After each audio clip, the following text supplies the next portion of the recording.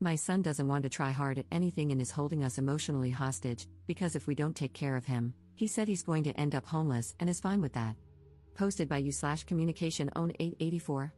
My son is 23 years old, recently graduated with a mechanical engineering honors degree, and has no college debt. He doesn't want to do anything. He has a job at a bike shop 2 days a week and doesn't work more than that. He just wants to go to the gym and sit on his computer and phone. He has 2 younger siblings who have drive and direction, but he says nothing motivates him. For years, I thought he was depressed. He has been on antidepressants in the past and has had therapy. His most recent stint with a therapist ended after 20+ sessions, and he told me they couldn't figure out why he is the way he is. Out of desperation, I spoke to the therapist, who told me he didn't think my son was depressed, but that things are hard for young men now and he needs time. He has been tested for ADHD and is on medication for it, when he can be bothered to collect the prescription. He doesn't believe he has ADHD, by the way. He has burned bridges with friends and is burning bridges with us. He makes his own meals and takes them to his room to eat, despite being told he has to be part of the family if he's living here. We charge him rent but made the mistake of telling him we were saving it for him when he moves out. Starting this month, I'm deducting money for bills and food. He is rude to his siblings, doesn't help out around the house, and does nothing to contribute to the family. I want to give my son purpose, and we've tried everything, and I mean everything. I have spent countless hours talking to him, asking how I can help. He doesn't know. I've suggested he take a year off to do volunteer work, travel abroad, or work a menial job until he figures out what comes next. He wanted to move to California, where we used to live, and settle in San Francisco until he realized he couldn't afford it. I can't bear the thought of kicking him out, but I see no other option. I feel like we are being held emotional hostages, and the stress is unbearable. I am so upset that one of my children is like this. I feel equally responsible and resentful. I'm terrified that if we kick him out at the end of the month, he will end his life, sleep on the street, or never talk to us again, but I am at the point where something needs to happen. It is ruining my life, my marriage, and my relationship with my other children. We have given him another deadline of the end of the month, but I am struggling to make it that far. Relevant comments. Commenter. I feel like I'm in the same position. I did what people told me to do, admit that I need help. I've been unmotivated for years. I sit in my room constantly. I only work 3 days a week, doing the bare minimum. Crap, I didn't even graduate high school. I admitted to my doctor that I needed help.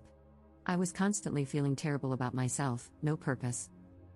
In my case, I feel like I've let my family down. I feel like I don't fit in with them.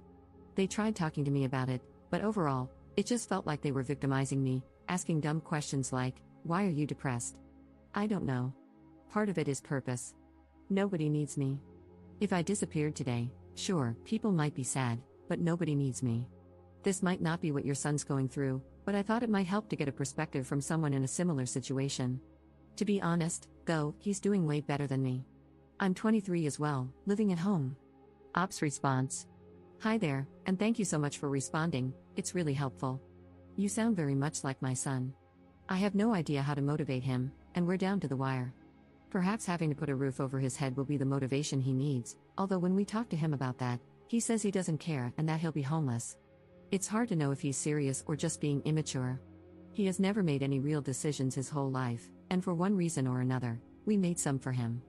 We shouldn't have. We should have let him fail earlier on, but his dad couldn't do it. Now, my son doesn't know how to make decisions and has spent so long alone in his bedroom that he doesn't really know how to operate in the real world. This is why I'm worried about kicking him out, but if we leave things the way they are, he could still be living at home at age 30 or 40, and he isn't nice to live with, so it's not something I'm prepared to do. Update 5 months later. Op commenting on another thread posted in r/UK that was titled, "How to Get My Child Moving in Life." Parent of a child in a similar situation until I took action. My husband took the same stance as you, that nothing much could be done. We disagreed to the point of real marital stress. I had an epiphany and waited until he left for a business trip, then tackled the problem. My house, my rules. I removed my son's computer, phone, and all other devices and stored them off-site. My 23-year-old threw a fit and stayed in bed for 3 days, not moving. I checked on him to make sure he was alive, took him coffee and food, and talked calmly. After day 3, he got out of bed, sulked, then went back to bed again. This time, I did nothing, no food, no water, no conversation. He stayed in bed in a dark room and wallowed. Of course, I was worried and checked for movement, but nothing more. After a few more days, He got out of bed and said he didn't want to live like this anymore. He agreed he needed a change, agreed he needed antidepressants, and started hanging out with the family. I gave him his phone only when he left the house. Want access to the internet? Go and get it, I will not provide it. That was in January of this year. By March, he was several weeks into antidepressants, was rebuilding his relationship with his siblings, was less angry, and had a job. Full disclosure, my husband made him go into the office with him every single day to look for work. My son did the bare minimum, but eventually, my husband found a job that looked interesting. He applied and got it. It's just a job, not a career path, but it has changed our world. My son now works full-time and has kept his old weekend job. He now works about 10 days in a row, then takes a day off, by choice. With his first paycheck, he bought some new clothes, the first in several years, and some accessories for his bike. He's also made friends at his new job and goes biking with the guys after work. He's found his passion for biking again. I cannot stress enough the utter relief we feel. I can now sleep at night and no longer worry about him. Sure, he needs to figure out a longer-term plan, but for now, we can sit back and watch him rediscover the world, and realize it's actually quite a nice place. You can do more. You can give her purpose. Stop facilitating her lifestyle. Take away her internet access. It could be the motivation she needs. Good luck, I know it's hard. Second update 6 months later. Up here again. I want to provide an update for any parents in the same boat who stumble upon this thread. It's been a year since my original post, and our lives have changed unrecognizably for the better. After my son started work, his confidence grew, and his self-esteem improved. He had purpose. Over the last year, we kept revisiting the move, and sometimes things got heated, but we stuck to our guns until we gave him a hard deadline. The deadline came, and we made him leave the house. It was so hard, we didn't sleep for 2 days, and my husband caved and asked him to come back. The shock of us making him move into a hotel had the desired effect. It took several more months and lots of reminders, but he eventually found a place on his own and moved out last month. He is now living independently, just a few minutes from his work, and is loving it. He enjoys earning money and paying his own way. He has experience buying a washing machine, learned how to plumb it in, and understands that sometimes you have to take a day off work to accept deliveries. He is learning that no one is going to unpack the boxes but himself, and that if he wants food, he has to go and buy it, even if he's tired. We offer our help and have, of course, helped a lot, but we haven't picked up any pieces. This is all on him. And best of all, our relationship is getting back on track. He comes over every Sunday for dinner, hangs out, and catches us up with his news. He is feeling so good about himself and loves standing on his own 2 feet. Relevant comments. Commenter. It turns out that many people are weirdly happier and feel more purposeful when working, even at a crappy job, compared to having no job at all.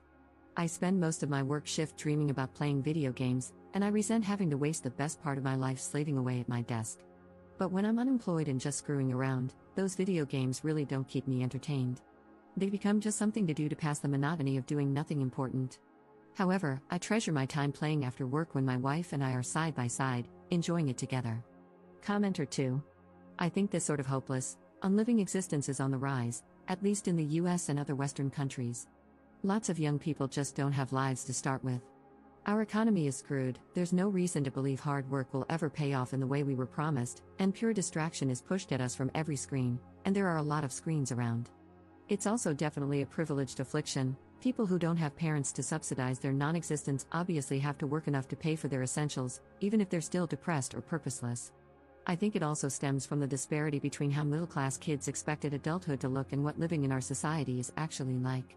If you expected to get your degree, immediately land a solid job, and begin pursuing a spouse and family, hitting the real world today must feel like crashing into a brick wall at full speed. I have family and friends stuck in this same sort of hole, and it's terrifying to see someone you love trapped in what seems to be a type of suicidality. They don't feel like there's any point in living, but they're not miserable enough to actually take action to harm themselves, so they live in a constant, feckless fog, trying to distract themselves from the pain.